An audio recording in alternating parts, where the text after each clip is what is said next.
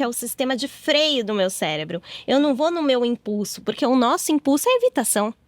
Né? Nossa espécie, infelizmente, sobrevalorizou demais a evitação. Então, o nosso impulso é sempre evitar. Se eu acordo sempre como, 5 minutinhos, né?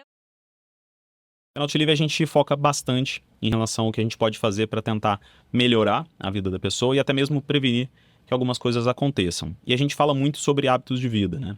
Talvez muito do que a gente falou aqui sobre a própria psicoterapia em si, ela é baseada na construção de bons hábitos e também tentar substituir hábitos ruins ou que sejam gatilhos para aquele transtorno em hábitos melhores, né? E a gente fala muito sobre coisas que são extremamente simples, você até falou sobre o exercício físico, por exemplo, e a atuação dele no hipocampo, que é basicamente uma área do cérebro que está mais relacionada a essa parte psíquica nossa, né, em si. E eu queria saber de vocês o que as pessoas podem fazer em relação à atividade geral, física, sono, alimentação, para melhorar os sintomas da ansiedade, quando ela já acontece, já está estabelecida, ou mesmo para prevenir que o paciente que ele passe desse limiar da ansiedade normal para a ansiedade patológica. Na última aula, assim, que eu dei no simpósio, quando a gente estava falando de transtorno de personalidade, a gente olha muito dessa questão de não só prevenção, mas como entender para aquela pessoa como cuidar de vulnerabilidade. Porque essa resposta a gente tem em geral, mas é muito individual como eu vou estar cuidando de vulnerabilidade. O que eu respondi para isso foi aquele meme de: poxa, gente, realmente tenho umas notícias para vocês. Estou comendo mais saudável, fui na academia, dormi cedo, estou me sentindo melhor, né? Porque a gente tem evidência para todos esses hábitos, assim, né? De que eles vão melhorar o nosso bem-estar. E vão melhorar também, eu acho que isso, assim, de ter uma boa qualidade de sono, conseguir comer de uma forma até mais calma, cozinhando mais, tendo uma relação diferente, assim, com a comida, se exercitando.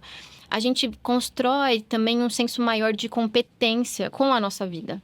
Então, eu tenho um paciente também que foi um caso muito interessante, eu acompanho há algum tempo, e ele mudou muito toda a relação da vida dele em relação a exercício.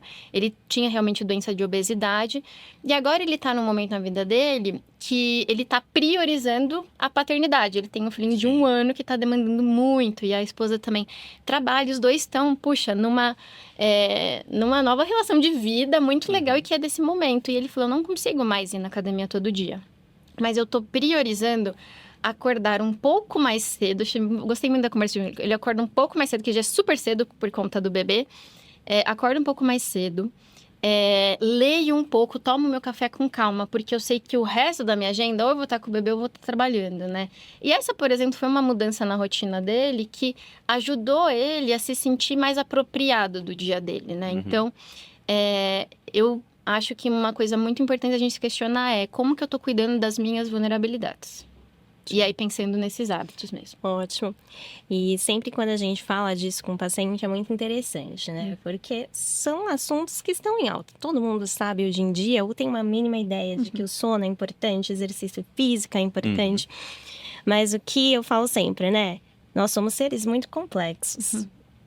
Querer, muitas vezes, não é o fazer, né? Eu sempre falo para os meus pacientes. E a gente entende muito isso.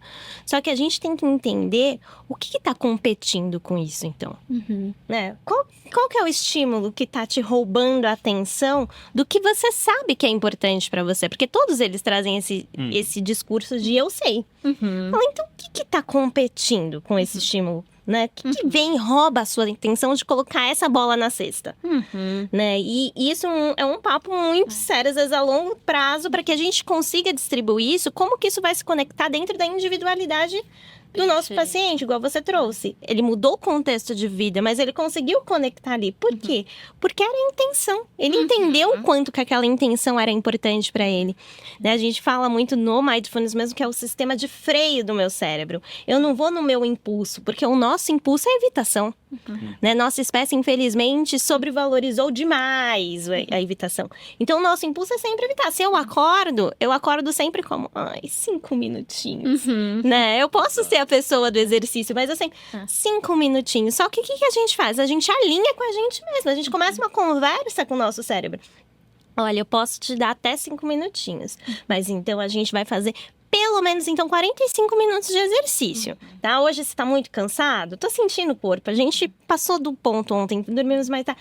Mas então a gente vai fazer pelo menos 45 minutos, que daí vem a parte, eu falo que a compaixão abraça, né? A gente alinha a intenção, lembra por que que é valoroso, por que que isso é valoroso pra mim. Poxa, se eu ficar dormindo aqui mais 15 minutos, eu vou acordar quebrado. Eu sei que eu vou estar com o corpo moído depois, eu vou ter dificuldade de pegar no tranco. Nossa, é verdade. Então, peraí, cérebro. Não vai ser no seu impulso. Eu vou colocar aqui a minha intenção também. E a minha intenção com um pouco de compaixão. Tá bom, não vamos dormir 15, vamos dormir 5, mas a gente vai fazer os nossos 45 minutos. E tem um último ponto que eu queria trazer, que eu acho muito importante falando de hábito, é que a mudança não é rápida como a gente gostaria. Lógico. E isso é muito frustrante, né? E é difícil a gente tolerar a frustração e por isso muitas vezes a gente não consegue sustentar o processo de mudança. O que eu trabalho muito, e sei que a Amanda também, é da gente conseguir validar os pequenos passos. Sim. Porque esses pequenos passos vão construir a mudança, né? Então, puxa, eu não consigo 40 minutos de exercício, é muito difícil. Não gosto de academia, tem um monte de coisa aí que eu sei que é muito difícil. E eu até também me valido, eu tenho muita dificuldade como pessoa, pra mim é muito difícil. Mas, então, vamos nos propor, eu já comecei assim, de 5 minutos em casa. A gente tem aula no YouTube, tem plataforma, vamos tentar 10? E ter esse olhar, né, de, nossa, eu consegui. Porque aí a gente está trazendo toda essa relação de, se eu falo, eu não vou conseguir 50 minutos, eu não consigo 3 vezes na semana, então, putz, eu não sou suficiente, eu não sou bom. Não, peraí, você tá conseguindo isso. Esse vai ser o bom suficiente de agora. E isso vai desde o exercício físico até a alimentação. Eu, né, quando tá muito causa, assim, conversa, os pacientes falam assim, tá bom, insere um tomatinho cereja na alimentação. Um tomatinho cereja já vai ser melhor do que a gente manter do jeito que tá. Então, acho que também da gente ter esse olhar que valoriza o que a gente tá conseguindo e não só do que a gente não tá conseguindo, dessas faltas que a gente sempre vai encontrar. Sim, e quando a gente fala principalmente de hábitos como sono, alimentação, exercício físico, o próprio uso de substâncias em si, né? Então evitar, por exemplo, a utilização de drogas, o mínimo possível de medicamentos, só quando mesmo indicados. Existe muita validação para isso quando a gente fala de doenças físicas em si, né? Então, para infarto agudo do miocárdio, por exemplo, entre outros. E aí na substância também, lembrando do infarto, tabagismo, álcool, que também tem uma relação muito importante. Mas muito se esquece do próprio conteúdo que a gente tem social dentro de uma prática esportiva, por exemplo, da consolidação tanto da nossa memória quanto das funções que a gente tem cognitivas durante o sono. Tudo isso acaba influenciando direta ou indiretamente também na condição psicossocial do indivíduo ali no dia a dia. E a galera tende a não se concentrar tanto nisso quanto quando a gente é na parte física, né?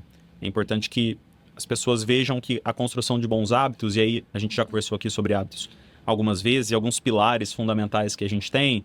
Então, a própria meta em si, então, poxa, tem que ter uma meta estabelecida, o que eu quero fazer, tem que ser uma meta realista, então, poxa, não dá para eu querer aqui perder 40 quilos, vamos perder primeiro aqui 10, depois a gente repensa, ter uma mudança de ambiente, né? Então, poxa, se eu tô aqui me expondo a algo que é um gatilho, deixa eu tentar mudar o meu ambiente, trazer pessoas ali que vão me ajudar, me afastar daquelas que provavelmente estão utilizando esse hábito junto com isso. A própria avaliação constante, né? Então, ver que eu estou conseguindo evoluir ao longo do tempo, entender que não é um salto daqui para lá, é realmente uma caminhada ao longo do tempo. E essas vitórias pequenas são muito importantes para um reforço positivo em si. Posso fazer um último comentário? Claro. Porque eu acho que tem que a gente... Hoje, nossa escolha foi optar por trazer mais a dimensão da ansiedade e a tecnologia, mas acho que tem um ponto muito importante que eu esqueci de comentar quando a gente falou do aumento da incidência, e agora quando você fala da parte social, me veio, que é a questão da pandemia. Sim. Né? Então, uma coisa que a gente acabou não comentando, mas realmente, assim, isso acho que está diretamente inserido nesse aumento dos transtornos mentais, principalmente em adolescentes. Parece que saiu, a própria OMS, ela liberou um estudo falando de 15%. Né? Porque, principalmente até os adolescentes, idosos, né? Todos nós saímos do convívio social. Então, só para reforçar isso que você está trazendo, eu acho que ainda hoje parece super distante o que aconteceu da pandemia, mas todos nós vivenciamos essa reclusão social E também a inserção da internet, dos amigos da internet, como uma parte da nossa rede social. Sim. Que a gente sabe que, por si só, não tem eu acho que essa conexão humana de forma suficiente, muitas vezes, né? Então, acho que uma outra coisa de mudança super importante é a gente se conectar às nossas redes de amigos, tentar, né, priorizar de estar perto, tem uma certa validação no contato humano que não tem nada igual, né? Somos seres coletivos, né? Eu sempre Sociais. falo, a nossa filogenética, que é a característica de Exatamente. espécie, pede o coletivo. E acho que a vida hoje, do jeito que está acelerada, ela tem uma diminuição natural do exercício da comunhão. Sim. Que são esses pontos em que a gente pode se ancorar socialmente e contar com o outro e se sentir parte. Então, essa é uma parte que eu também estou olhando muito como tá muito mais difícil de retomar. Eu acho que a gente ainda está num processo de reconstruir esse senso de comunhão entre as pessoas. Só lembrei dessa parte. Perfeito. Isa, pra gente terminar, eu acho que a gente já teve um episódio também conversando sobre drogas. E existe uma propaganda muito grande em relação ao uso, por exemplo, da cannabis no tratamento dos pacientes ansiosos. Existem, por exemplo, estudos que mostram que o uso, por exemplo, constante da maconha, ele está associado também com o aparecimento de alguns transtornos, principalmente psicóticos. O que a gente já tem sobre evidência em si no uso da cannabis? Ela tem o seu uso em certo ponto? E quão banal você acha que está utilizado hoje essa droga em si como um medicamento? Perfeito. Isso a gente agora tem mais estudos sobre quão pouco temos estudos, né? Principalmente nesse tratamento focado em ansiedade, muitas vezes tem pacientes ou famílias, né, que vão buscar, puxa, não quero que meu filho se submeta à medicação psicotrópico, então canabidiol seria uma alternativa, né? E eu vejo clinicamente, assim, muitos pacientes que não respondem e cientificamente a gente tem pouco dado. E o que eu fico muito preocupada, né, a gente conversou sobre, é o quanto acaba cronificando alguns quadros que estão sendo tratados com o canabidiol e chegam no consultório com uma gravidade já muito importante. Então, até também esse caso que eu tô pensando, que era uma paciente que já chegou com sintoma de toque muito grave, que não foi identificado e foi tratado como só uma ansiedade generalizada com canabidiol. Depois, né, a família até se mobilizou e foi, porque realmente, viram, puxa, foi 1 ano de tratamento e a menina só piorava. Ai, meu Deus, né, vamos entender melhor, buscar melhor sobre esse médico. A pessoa que fez esse tratamento não era médico.